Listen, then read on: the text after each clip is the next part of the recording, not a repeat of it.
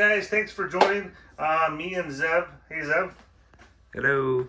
We've been working really hard, and anyway, we wanted to show you a little bit more about what makes our game that much different than the other games. And I want to show you, we don't have much of an area, we're still working on this, but basically over here we're just working on strategies of where our board game is and stuff. We've got a long ways to go, of course. Need a couple 3D printers, and we're researching that and working on making better pieces coming up. I'll just show you what we got going on here.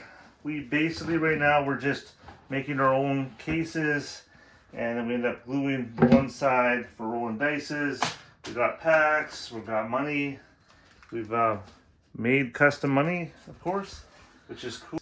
We have 7 different colors, so some of them right now we're working on that. One cool thing that we're setting up in our games is this is going to be the big dice for investments or for superpowers or for AA guns. And instead of rolling one dice on those big ones, you're going to go like that with all the guys and see what you get. Oh, we got a 6. Look at that. Okay, I can get a special power.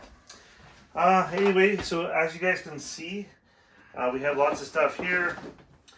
We're making all these markers. These are our own markers, different areas.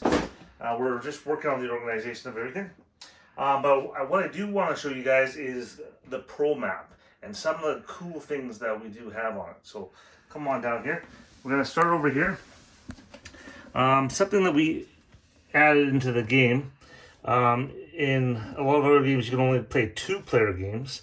Here we've really made it's 3-player games, 4-player games, so you can kind of go every man for yourself, which is really cool. But our game is based off the 2-player game.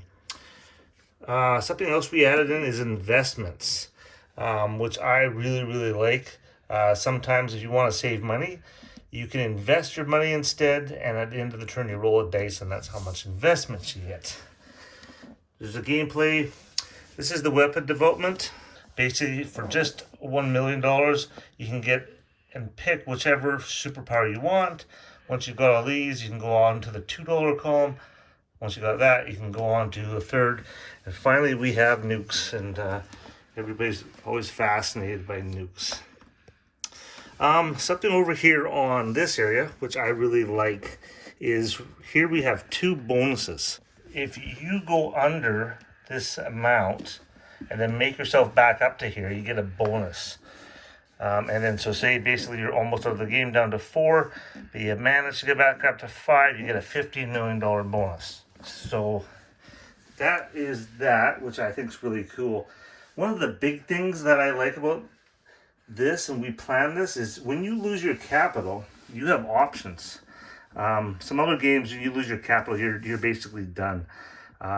In our game, we try to create the fact you still lose your money, but you get to keep just enough for an army factory over here. So you get to keep $9 if you lose, say you lose Victoria. Now, if you don't have any property, you can't buy a factory, things like that. Obviously, those are issues. But what we did do, all these green islands, of course, you can buy these islands if you put a man on it. But what we did is you can now buy these remotely. So this island here, for double the price, you can buy it without putting somebody on. So later in the game, if you're out on your capital, you can buy this island for $2 million and put an industrial complex there. Or down here, or any other little islands. That really helped out kind of the game, because what happens is in the game, if you do have some down luck, you're not out. There's ways to get back in the game, ways to still have fun, and slowly you're creating something else at the other side of the island. So those are just some of the changes. The other big change, and I think we've had a video on this before, was setup and how quick it is. So you guys can check